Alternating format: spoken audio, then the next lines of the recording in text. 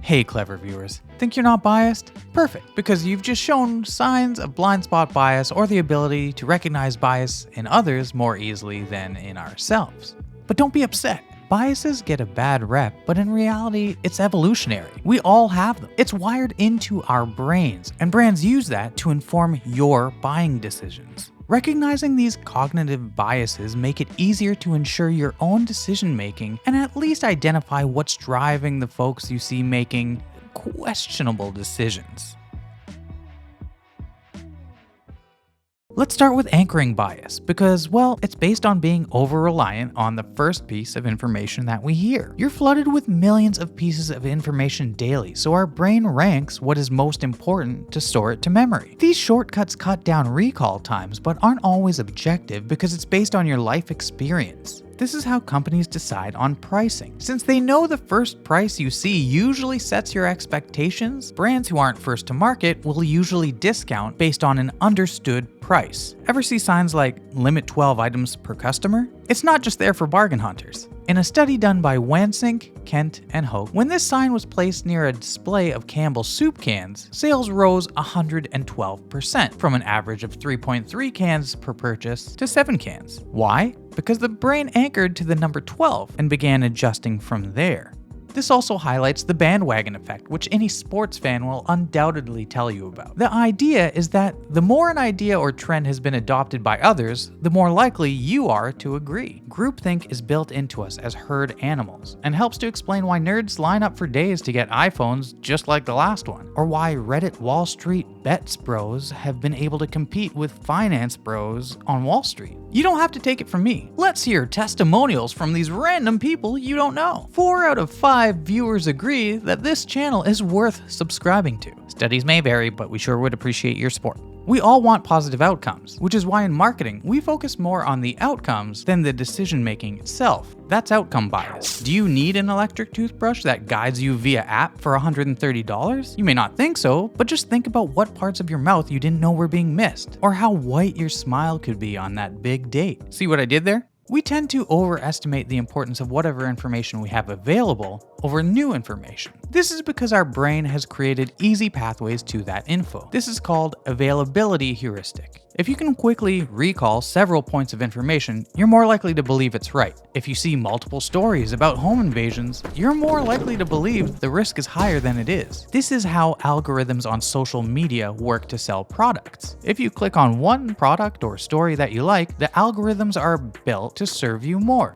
and more of the same product and keep you on the platform to sell more advertising. Those social media rabbit holes are great at feeding us more of what we like, but that can lead to unintended consequences. As we start to see more of what we like online, we tend to only seek out information that confirms things we already believed, called confirmation bias. We inherently seek and remember information that confirms our existing ideas. Let's say you were offered a selection of products and made a decision on one. After you hand over the dough, there is a need to feel like it was money well spent. So we'll seek out reviews and information confirming and justifying our purchase because nobody wants to feel like they made a bad choice. That's why it's so hard to change people's mind on things like climate change, politics, or even their own health. Not necessarily because of the information, because we as humans don't really like to admit that we're wrong. This can lead to our tendency to see patterns in random events called clustering illusion. Literally, the key to any casino you've ever been to is trying to get you to feel patterns that aren't there.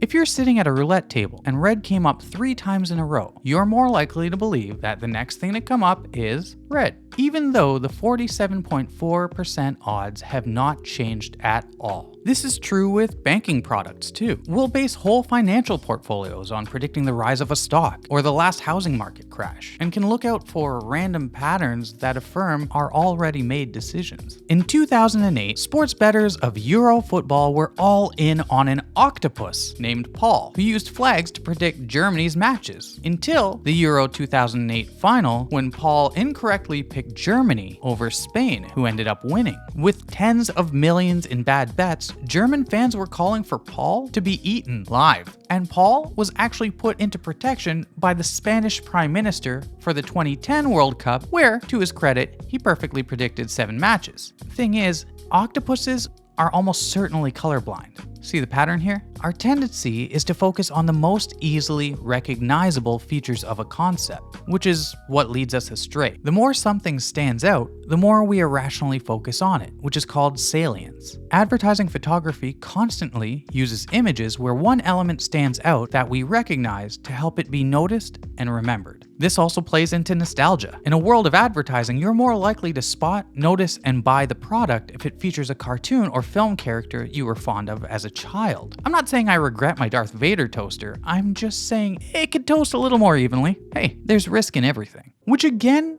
is something we as humans do not like. Sociologists have studied for years why humans love certainty, even if it's counterproductive to what we want. There are not many situations in which harm or risk can be completely eliminated, but we tend to, in our heads, create zero-risk biases that lead us to the right products. For example, we're more frustrated losing $10 than we would be happy finding $10. That's how coupons work. Give someone a zero-risk coupon that gets them $10 off a purchase, and they feel like they own that saving. But try to take it away from them with an expiry date, and that gets them in the store so they don't risk losing their savings. Same idea with a no-risk free trial. If they spent time using the product, they don't want to give it up, which is how we ended up with so many subscriptions to, wait a second, what is this? A Netflix for jelly? When did I sign up for that? You might be enticed to sign up for a course to keep your finances straight, but there are so many to choose from. How do you pick? Survivorship bias could help. This is misjudging things by only focusing on surviving examples. This guy turned 10K into 100K in just 3 easy steps. And I can do it too. All I have to do is ignore the hundreds of thousands of other entrepreneurs that literally bought into this course and got literally nothing out of it and folded after a year because it was too basic and didn't provide me with any fundamental entrepreneurial marketing skills? Meh. If this schlub can do it, I can. For $19 a month, I'll try it out. It's the same reason you think you can smoke or eat bacon every day because old Harry over there is 85 years old, cramming a pack a day of both, and look how good he turned out. Which leads us to stereotyping, likely the most widely known bias, and honestly it could be its own video. We expect groups of people to have certain traits without knowing anything about the individual. Marketing leans into these cultural assumptions both overtly and covertly, which has had widespread effects on how we see each other.